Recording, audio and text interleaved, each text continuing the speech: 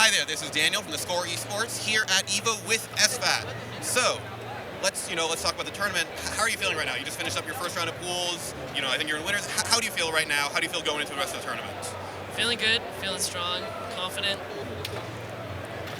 So, I guess I was wondering, something I've been asking a lot of people at EVO, is there, what's practice like for EVO? Is it different than any other training regimen? Is it your standard practice regimen? Does EVO change the way you want to get ready? It's pretty much all the same. You do have to, I think, you have to prepare a little bit more mentally because the games are shorter, so the sets are shorter, 2 out of 3s. So you have to just be ready for that. It's not so much of a marathon anymore, like 3 out of 5s are. It's more of just can you get the kills quick and easy, and so there's that. But overall, physically, the training's still the same. Nothing out of the ordinary. What does that change about the mental game for you playing those shorter sets? Because everything is, I think maybe until finals, 2 out of 3s. So what changes, I guess, for somebody who might not know, what changes about the way you play, the way you think? Well, you just have less time to adapt to your opponent in 2 out of 3s. In 3 out of 5s, it's first to 3 wins. And often how 3 out of 5s go against players who are around the same level, it might go back and forth. But in 2 out of 3s, you don't have that sort of time to learn and adapt to your opponent. So you really need to come prepared at the tournament, have a few of your opponent's habits already ingrained, so that you could take those first 2 early kills, and then it's up to them to have to try to win back the lead and to adapt more than you have to. I see. So it's all about sort of getting that aggression out early and then keeping your momentum as long as you can. Yeah. Speaking of momentum and aggression, something I did want to talk to you about. You did really well at CO. You had that great set against Pluck. You had that incredible comeback. What was that like for you? And what was going through your mind? And how did you kind of handle that for yourself? Being in that situation where you're about to get 4-stocked and bring it all the way back.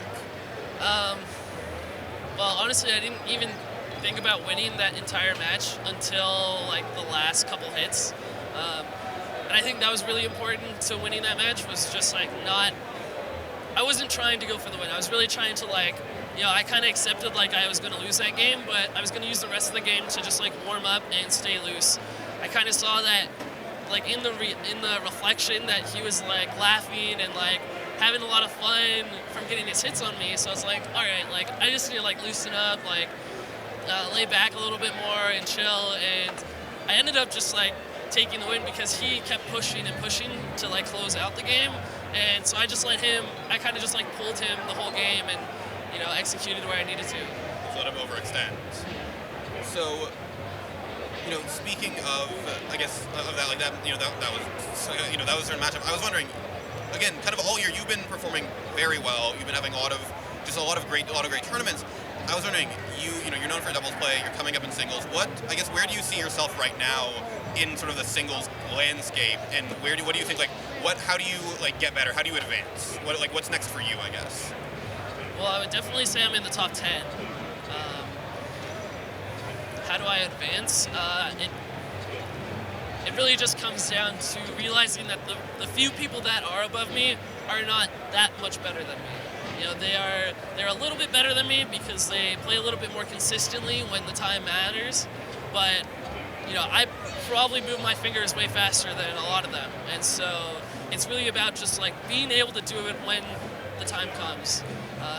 And that a lot of that just is mental, realizing that I am just as good, if not better, than all these players, and really internalizing that.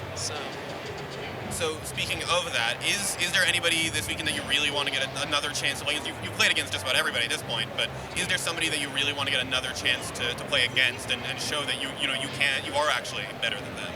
I'd love to play BTK again, because last time at CEO, I really think I could have beaten him, but it was one of those moments where I was a little unsure of myself. I wasn't fully confident, but I know that I can do it, and so I'd really like another shot at him.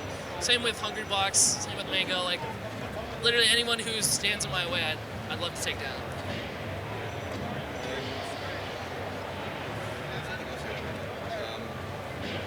Sorry, give me a second. It's okay. My brain just farted for a minute. I was also wondering, where I guess you see your Fox in relation to others? Do you think you have, because all people say like Mango's the rush down, left maybe is a little bit more technique. Something Armada's very precise. Like, do you find that you have your own like Fox identity that you want to put out there? It's hard, because I mean I think I do. I think my style is a mix of aggression but also smarts. Like, I think I like to pick my spots of where I like to be aggressive, and then other times like I'll just stand in one spot and like wait for the other person to come at me. So I'd like to say I'm a smart, aggressive player, but that you could also make that case for Mango, Leffen, Armada. So it's very hard to tell. I think the biggest factor when looking at these different Foxes and seeing what their different styles are is what move choices they use in certain situations.